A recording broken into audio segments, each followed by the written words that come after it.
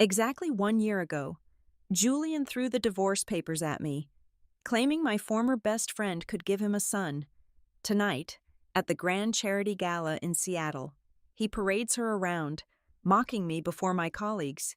He thinks he won the ultimate prize, but as he revels in his fake family, he has no idea I am about to tear down his empire of lies with a devastating truth nobody sees coming. Hello and welcome back to Violet Revenge Stories. Sadly, YouTube has demonetized our channel, leaving us with no budget to keep operating. If you enjoy today's story, please consider supporting us with just $1 so we can pay our hard-working team and continue bringing you more amazing content. You can easily donate by scanning the PayPal QR code on your screen or by clicking the PayPal link in the video description and pinned comment. My name is Mackenzie Murphy. I stood behind the velvet-draped reception podium, meticulously checking off names on the master guest list for the Horizon Crest Medical Center's annual fundraising gala. The grand foyer of the hotel was a breathtaking spectacle of extreme wealth and influence. Massive crystal chandeliers cascaded from the vaulted ceiling, casting fractured light over a sea of designer gowns and tailored suits. Waiters in pristine white gloves glided silently across the polished marble floors, carrying silver trays loaded with glasses of champagne that cost hundreds of dollars a bottle. Yet, despite the golden glow and the lively hum of the string quartet playing in the background, the atmosphere felt utterly suffocating. It was a room filled with brilliant scientific minds and ruthless corporate sharks, making the air feel as cold and calculating as a sterile operating room. A sudden shift in the murmuring crowd caught my attention. The heavy gilded doors swung open, and the energy in the room seemed to pivot toward the entrance. Walking through the archway was Julian Vance, my former husband. He looked incredibly radiant, exuding a toxic level of confidence as he smoothed the lapels of a custom-tailored tuxedo that undoubtedly cost him thousands of dollars. Clinging tightly to his arm was Chloe Sterling. She used to be the person I trusted most in this world, my closest confidant. But tonight she was just the woman who stole my life. Chloe was draped in a shimmering emerald silk gown, pushing a ridiculously expensive vintage-style baby stroller. Inside sat a chubby baby boy, wrapped in a cashmere blanket. Chloe intentionally stopped walking and positioned the stroller right in the dead center of the main hall. It was a highly calculated move. She stood there, pretending to adjust the baby's blanket, deliberately forcing every prominent hospital board member, wealthy donor, and elite surgeon to walk around them. She wanted all eyes glued to her. She wanted everyone to see her picture-perfect, triumphant little family. It did not take long for Julian's wandering eyes to lock onto me. An arrogant, self-satisfied smirk immediately spread across his face. He gently detached himself from Chloe and marched straight toward my podium, his footsteps echoing a rhythm of sheer audacity. He stopped just inches away from my table, leaning forward so that the group of esteemed cardiologists chatting nearby would be guaranteed to hear his performance. "Mackenzie, darling," Julian drawled, his voice dripping with a sickeningly sweet, entirely fabricated sense of pity. "I am honestly shocked they let you out of your dreary little laboratory for such a glamorous event. Are you still wasting your life away staring at microscopic gene sequences through a lens? Or have they finally demoted you to just greeting the important people at the door?" I kept my posture rigid and my face completely impassive. I refused to give him a single ounce of satisfaction. "You know," Julian continued, inflating his chest and raising his voice another notch, "looking at you standing here, hiding behind a desk while the real movers and shakers enjoy the party, I realize how incredibly blessed I am. Walking away from our marriage was, without a doubt, the most brilliant, life-changing decision I have ever made. Chloe gave me a true legacy. She gave me a son. She gave me the one thing you were entirely incapable of producing. And now, look at me. I have a thriving investment empire and a beautiful, complete family." I did not blink. I did not offer a retort. My silence was a fortress. Instead of engaging with his childish provocation, my gaze drifted past his shoulder. Chloe had just lifted the baby boy out of the stroller to show him off to a passing city councilman. As the bright chandelier light hit the child's face, the baby opened his eyes wide. I narrowed my gaze, my scientific instincts instantly overriding any emotional sting. There was a highly distinct, incredibly rare fleck of amber radiating outward from the pupil of the child's left eye. It was a specific, undeniable heterochromia pattern. As a geneticist, my brain automatically categorized it. It was a very particular recessive genetic marker, something that absolutely did not align with the biological traits I knew both Julian and Chloe possessed. Before I could fully process that shocking biological anomaly, my colleague, Dr. Harrison, hurried up to the podium. He looked breathless and slightly frantic, completely ignoring Julian's looming presence. "Dr. Murphy, I apologize for the interruption," Harrison whispered urgently. "I just received the final printed financial backgrounds on our prospective platinum sponsors for the auction tonight." He dropped a thick foam-heavy dossier onto the podium. The impact caused the folder to slide open, fully exposing the top document under the bright desk lamp. It was a confidential risk assessment report specifically generated for Vance Capital, the brand-new investment firm Julian had been loudly bragging about. My eyes rapidly scanned the bolded executive summary at the top of the page. The firm was not thriving at all. According to the internal fiscal metrics, Julian's company was bleeding cash at an unprecedented rate. His capital was entirely depleted, and the data showed his new empire was dangerously close to declaring total bankruptcy within the next 2 months. He was drowning in debt. I looked back up at Julian. He was still standing there, puffing out his chest, smiling like a king who owned the world. The sheer irony of the situation washed over me. He was loudly parading around a biological puzzle while secretly standing on the absolute brink of financial ruin. A very calm, genuine smile finally tugged at the corner of my lips as I prepared to watch his entire illusion shatter. I left the gala exactly 45 minutes before midnight. The suffocating air of the ballroom was quickly replaced by the sterile, humming quiet of my laboratory on the 9th floor. I did not bother turning on the main overhead lights.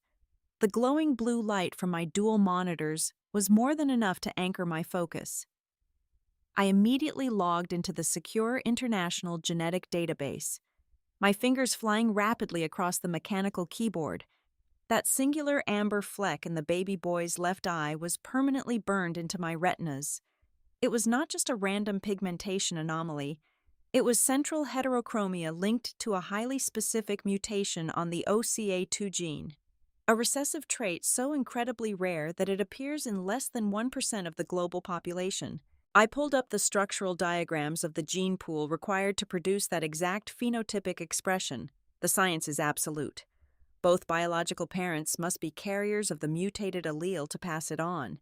Chloe had standard dominant brown eyes, and her family medical history, which I knew intimately from our 2 decades of close friendship, showed zero trace of the mutation. But the real impossibility lay with Julian. During our 3rd year of marriage, when we were desperately trying to conceive a child of our own, Julian underwent comprehensive, exhaustive genetic screening. I still had his raw data archived in my encrypted personal vault. I pulled his medical file up on the left monitor and cross-referenced it with the OCA2 mutation on the right. The result flashed on my screen in stark, unforgiving red text: negative. Julian did not carry the recessive gene. It was scientifically, absolutely, undeniably impossible for Julian Vance to be the biological father of the boy he was currently parading around the gala. "You absolute fool," I whispered to the empty room, a cold rush of adrenaline flooding my veins. My mind began working at a frantic, hyper-focused pace. If Julian was not the biological father, then the entire narrative of his perfect new family was a meticulously constructed lie. I grabbed a black, dry erase marker and approached the frosted glass wall of my office. Quickly sketching out a timeline of the past 18 months, I marked the exact date Julian handed me the divorce papers. Then, I mapped out Chloe's alleged pregnancy window. I remembered mutual acquaintances mentioning that Chloe spent almost the entirety of her 2nd and 3rd trimesters away from Seattle. She claimed she was consulting for elite luxury real estate clients, taking extended trips to highly secluded, private wellness resorts in Switzerland and the remote islands of the Caribbean. Women who are proudly carrying the heir to a rising financial empire do not hide in isolated chalets for 6 months. They flaunt their status, unless, of course, they are hiding something else entirely. Right as I connected the final dates on the glass board, a secure notification chimed loudly from my desktop speakers. It was an encrypted email from Elias, an elite private investigator I had retained 6 months ago when I first suspected Julian was hiding marital assets during our divorce settlement. I had recently instructed Elias to shift his focus entirely to Chloe's offshore activities. I quickly typed in my decryption key. The email contained a thick dossier filled with heavily redacted bank statements and international wire transfer logs. I scrolled through the digital pages, my pulse quickening with every line of data. Over the course of the 9 months leading up to the baby's birth, Chloe had received several distinct wire transfers into a dummy shell company registered in the Cayman Islands. Each transfer was for exactly $250,000. The total sum amounted to a staggering $2 million. The source of the massive funds was deliberately obscured through multiple layers of corporate trusts, but Elias had tracked the routing numbers back to a massive private equity conglomerate.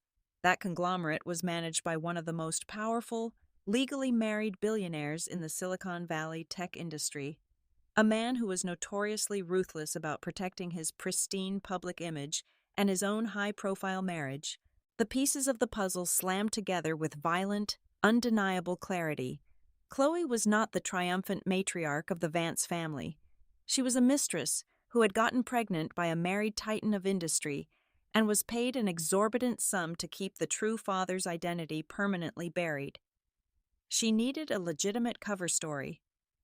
She needed a man arrogant enough, blind enough, and desperate enough for a legacy to claim the child as his own without ever asking too many complicated questions.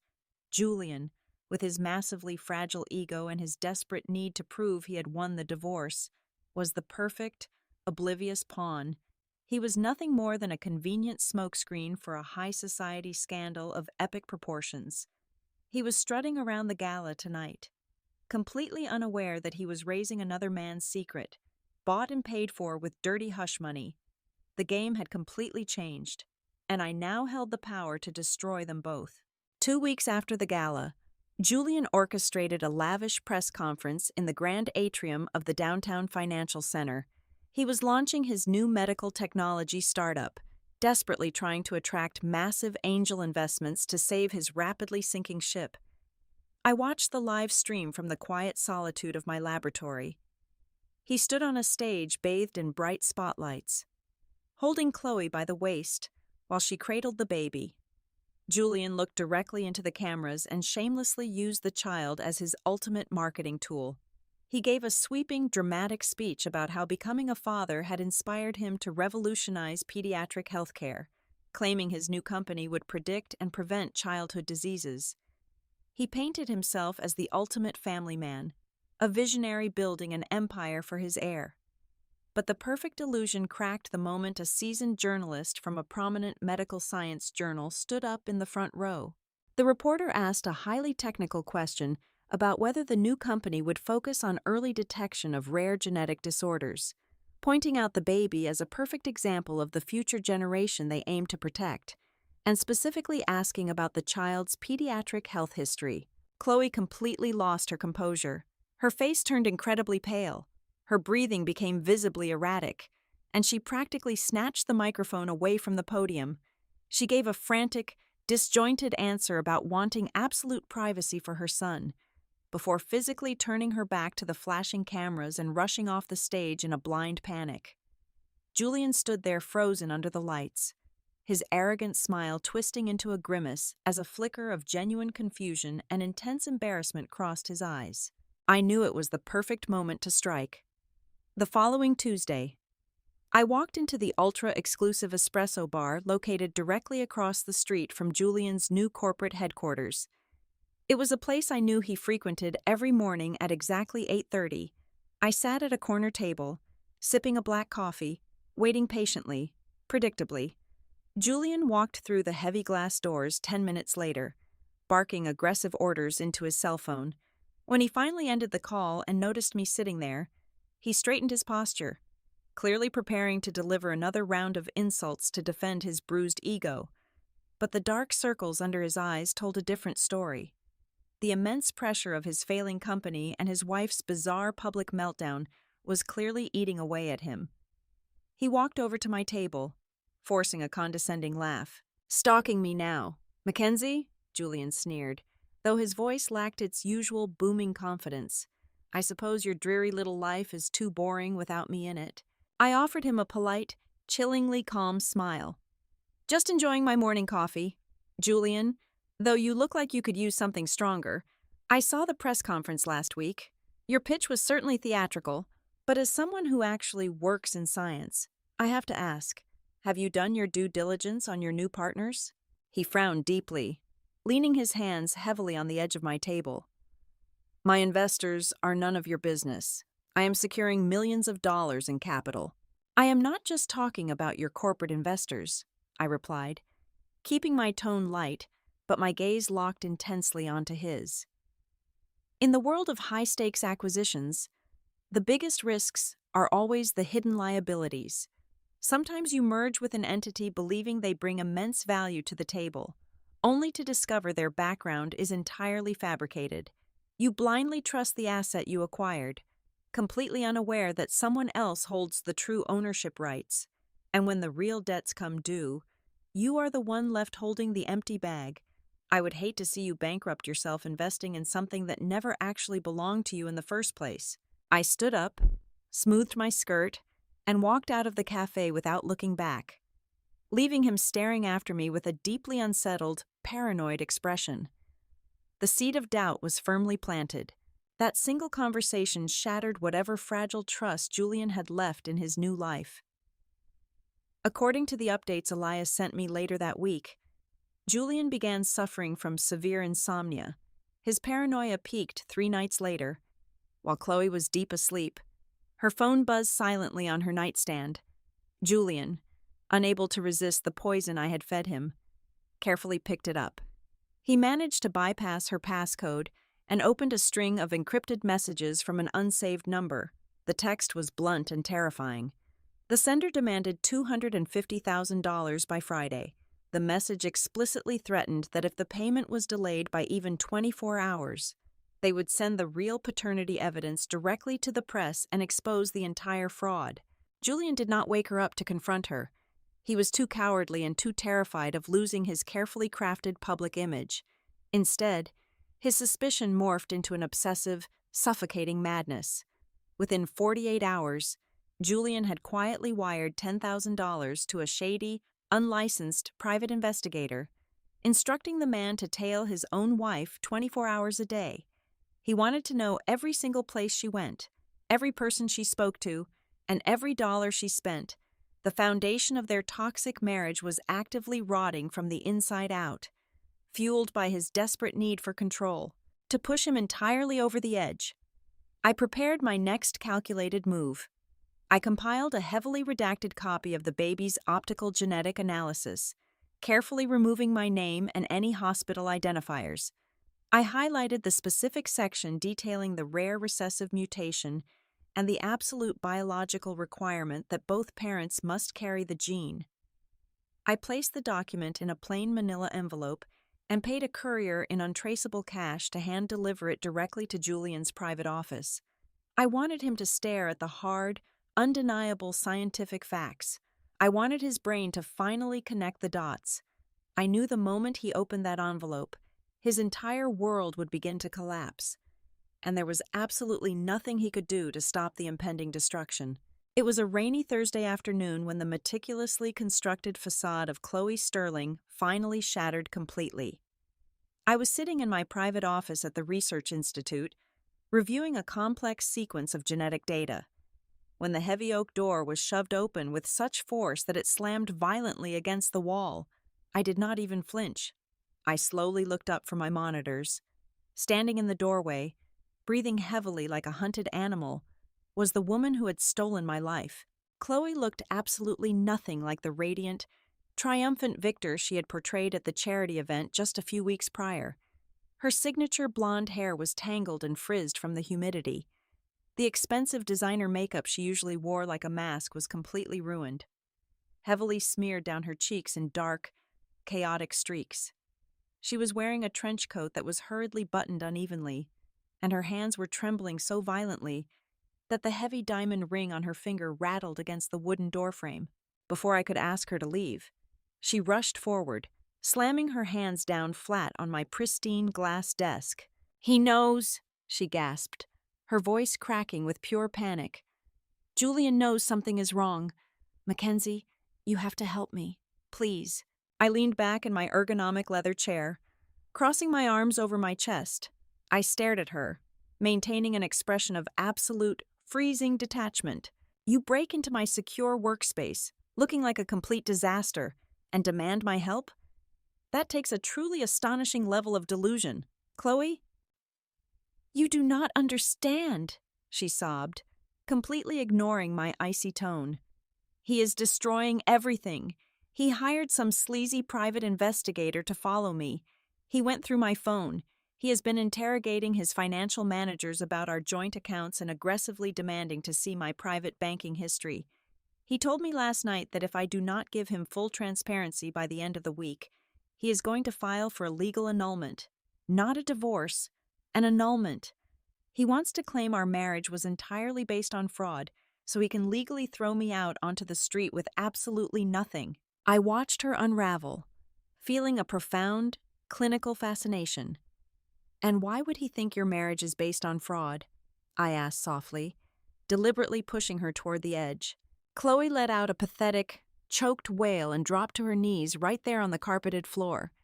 She looked up at me with wide, desperate eyes. "I need a piece of paper. Mackenzie, just one official document. You run this entire department. You have total access to the laboratory and the institutional letterhead. I need you to print out a certified DNA test. A completely flawless, legally binding document that proves Julian is the biological father. I will pay you. I will give you $50,000 in cash right now. Just print the paper." The sheer, unadulterated audacity of her request hung in the quiet room. She had slept with my husband in my own home, destroyed my marriage, paraded her stolen victory in front of my colleagues, and now she was literally on her knees begging me to risk my entire medical career to help her cover up a massive paternity fraud. I slowly leaned forward, resting my elbows on the cold glass desk. $50,000? I repeated, my voice dropping to a terrifyingly quiet whisper. "Is that all it costs to buy a fabricated legacy these days? Or is that just a small fraction of the $2 million you received in those offshore Cayman Island accounts over the last 9 months?" Chloe froze entirely. The air vanished from her lungs. Her eyes widened so far I thought they might actually tear. "What?" she choked out. "The recessive gene mutation," I stated calmly, driving the verbal knife in deep. "The rare ocular anomaly your little boy has. Julian does not carry that genetic marker. Chloe, it is a biological impossibility for him to be the father. I have known the truth since the second I looked at that child under the chandelier light. I also know about the tech billionaire, the married man who actually fathered your child and paid you a massive fortune to disappear and find a convenient idiot to play the role of the proud dad. You used Julian as a human shield." Realizing that her ultimate secret was completely exposed, Chloe collapsed into a hysterical, ugly crying fit. Her psychological defenses were entirely obliterated. As she began to wail, I casually reached under the front edge of my desk and smoothly pressed the small red button on the digital voice recorder I had taped there a week ago, just waiting for this exact confrontation. "It was never about Julian," Chloe screamed through her tears, confessing everything into the empty air, completely unaware that her words were being permanently digitized. "He was just a tool. The billionaire told me his wife would destroy him in court if she found out about the pregnancy. He offered me so much money, more money than Julian could ever make in his entire lifetime. But I needed a cover story fast. I needed a man who was arrogant, gullible, and desperate to prove a point. Julian was so incredibly easy to manipulate. I just fed his ego. I told him he was a king. and I convinced him that divorcing you and marrying me would make him look like a powerful alpha male. My plan was to stay married to him for exactly 3 years, quietly siphon off half of his corporate assets, and then divorce him and take the baby to Europe. I never loved him. I just wanted the money and the perfect escape plan. Her words echoed around the room, vile and completely unrestrained. I let the silence stretch out for a long, agonizing minute after she finally ran out of breath. She stayed on the floor, gasping, waiting for me to scream at her, to hit her, or to call security. Instead, I reached over and handed her a tissue from my desk. "Stand up, Chloe," I commanded coldly. She blinked in confusion, slowly getting to her feet and wiping the black mascara off her face. "You are not going to tell him?" she whispered, a sickening spark of hope returning to her eyes. "If I tell him right now, he will just quietly pack your bags and kick you out in the middle of the night," I said smoothly. "That is far too easy for both of you. You are going to go home. You are going to put on your most expensive dress. You are going to smile, kiss your husband, and tell him his paranoia is just stress from the business. You are going to stand right next to him at the Grand Investment Fund announcement gala next Thursday. You are going to play the perfect, supportive wife until the very last second." She nodded frantically, entirely misunderstanding my intention. She thought she had bought my silence. She thought she had survived the storm. She turned and practically ran out of my office, desperate to get back to her fragile mansion. I watched the door close behind her. Then, I reached under the desk, retrieved the small black recorder, and pressed stop. I had the final nail for their coffin, and I was going to hammer it in front of the entire city. The countdown to absolute destruction began exactly 72 hours before the Grand Investment Gala. Behind the closed doors of his executive suite, Julian was drowning. The preliminary financial reports I managed to discreetly review through my industry connections painted a pathetic, terrifying picture. Julian had officially leveraged every single asset he owned, down to the last penny. He had taken out a massive second mortgage on his sprawling waterfront estate, completely liquidated his private retirement portfolios, emptied his mutual funds, and even put up the collateral on his luxury vehicles. He poured every last cent into his failing medical technology startup, blindly convinced that securing the massive 9-figure contract at the upcoming gala would magically solve all his financial problems and catapult him into the billionaire class. If this deal fell through, he would be instantly bankrupt. He was a desperate man, backed into a tight corner, and that level of financial desperation made him vicious. According to the panicked, tearful voicemails Chloe left on my phone, Julian had become an absolute tyrant.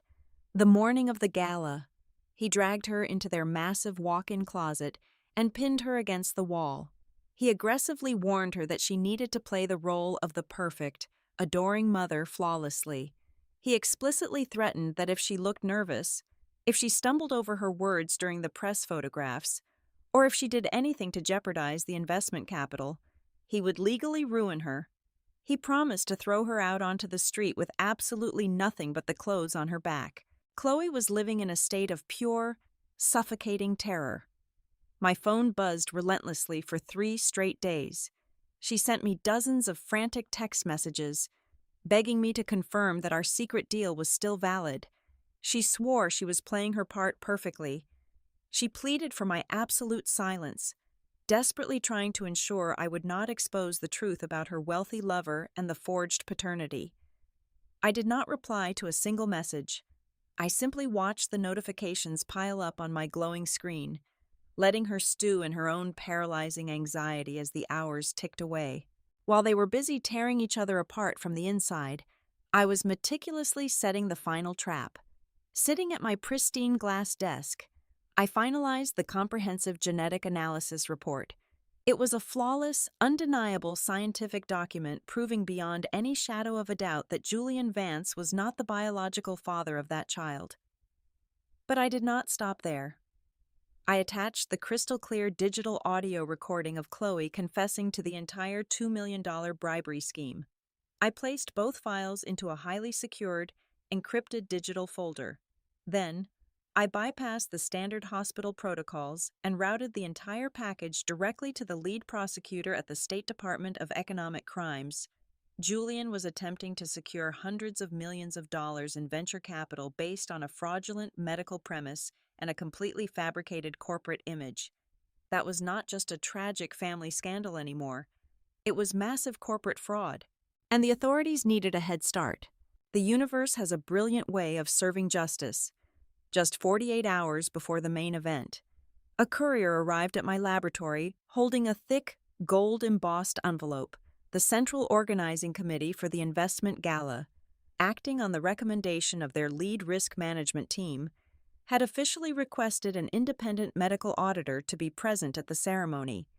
They wanted a top-tier geneticist to publicly validate the scientific foundation of Julian's startup before the final contracts were signed.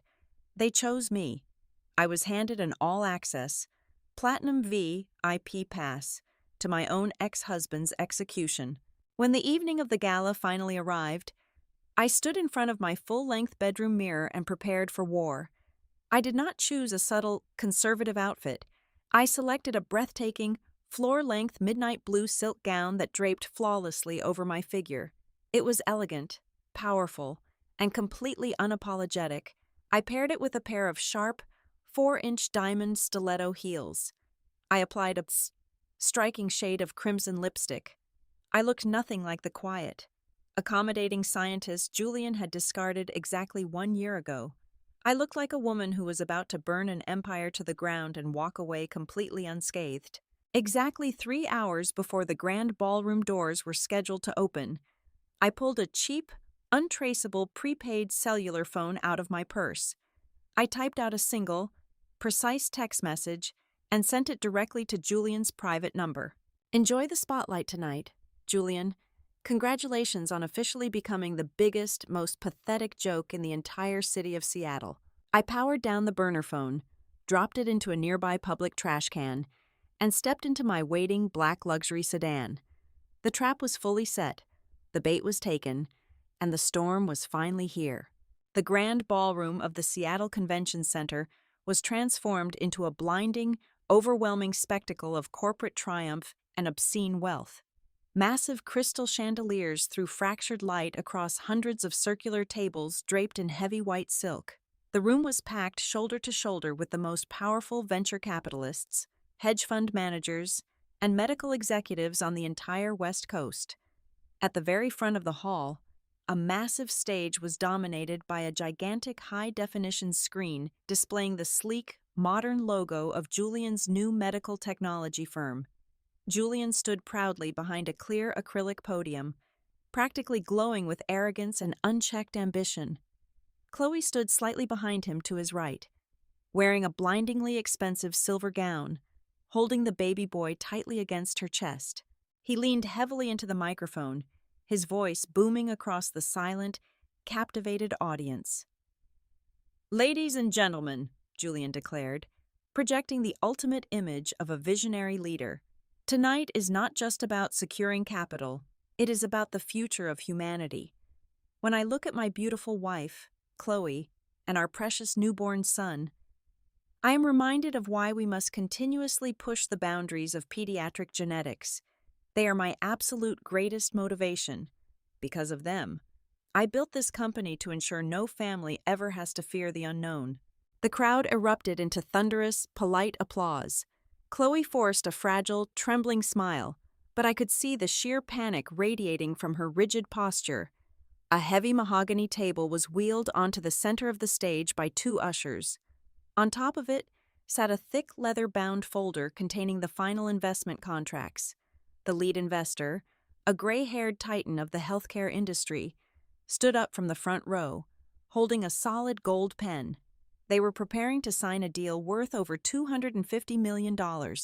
"Before we finalize this historic partnership," the master of ceremonies announced over the speakers, his voice echoing loudly, "we have a brief statement from our independent medical auditor, appointed by the Risk Management Committee to verify the scientific integrity of this venture.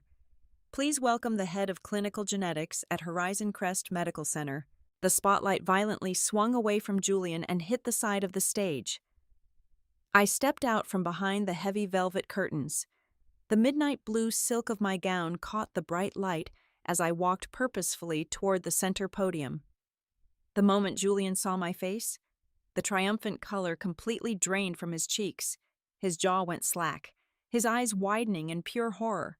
Chloe let out a sharp, audible gasp, taking an involuntary step backward. Clutching the baby so tightly the child began to fuss and cry.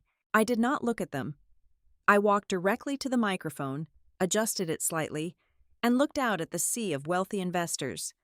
The silence in the room was absolute, suffocating, and incredibly heavy with sudden tension. "Good evening," I said, my voice echoing crisp and steady through the massive hall.